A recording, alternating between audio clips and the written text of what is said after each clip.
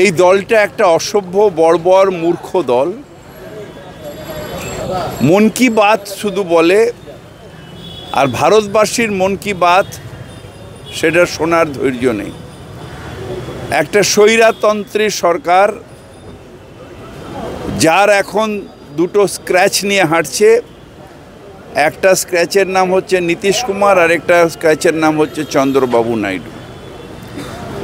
মুখ্যমন্ত্রীকে 5 মিনিট বাদে মাইক বন্ধ করে দেওয়ার অর্থ বাংলার মানুষের কণ্ঠ রোধ করার প্রচেষ্টা।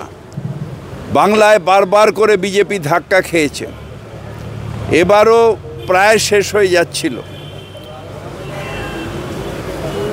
ইসবার 200 পার হয়ে গেছে পোকার পার। তাই সেই অপমানের যন্ত্রণায় মুখ্যমন্ত্রী বললে তাদের যে মনের মধ্যে যে অন্যায় বোধটা আছে, যে বাংলাকে বঞ্চনা করছে, বাংলার মানুষকে টাকা আটকাচ্ছে, গরিব মানুষের 100 দিনের টাকা আটকাচ্ছে, আবাসের টাকা আসছে, জিএসটির টাকা আটকাচ্ছে, বাংলার মানুষকে বঞ্চনা করছে, সেই অপরাধ বোধটাতে তারা লজ্জিত হবে। সেই জন্য মুখ্যমন্ত্রীকে বলতে দেয়নি। এই পাস আমরা করেছি এক্ষুনি অ্যাসেম্বলিতে, এবং তীব্র ভাষায় এর প্রতিবাদ জানাই। মুখ্যমন্ত্রীর কণ্ঠ অর্থাৎ বাংলার 10 কোটি মানুষের কণ্ঠ রোধ করার ক্ষমতা বিজেপি কোথা দিয়ে পেল? বঙ্গভঙ্গ করে দিয়ে অন্যায় পাপ যে বিজেপি করবার চেষ্টা করছে, তার প্রতিবাদ তীব্র ভাষায় জানাই। হ্যাঁ, তার কারণ হচ্ছে অন্যায়। পলিটিক্যালি আমি বাংলাকে ভাগ করবো। আরে পলিটিক্যালি কেন ভাগ করতে যাবি? তোকে বাংলার মানুষ দিচ্ছে না ভোট। তোদের সাম্প্রদায়িক রাজনীতিতে বাংলার মানুষ না বলে দিয়েছে।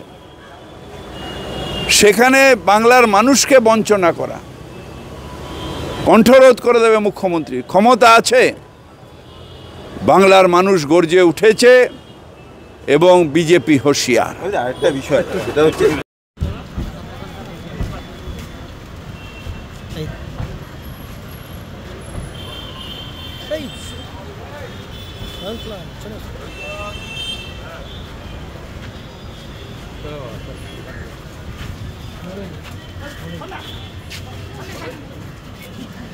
এই ছবি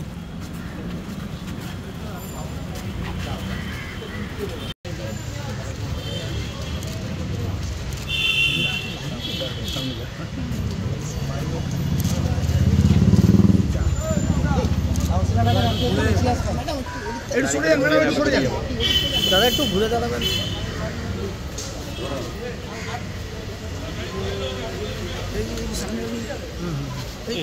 কি করছে তা? এটা কি করছে?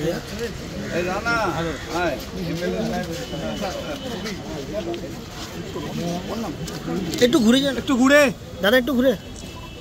ডিজিটাল খবরিলাল, খবর আপনাদের, নজর আমাদের।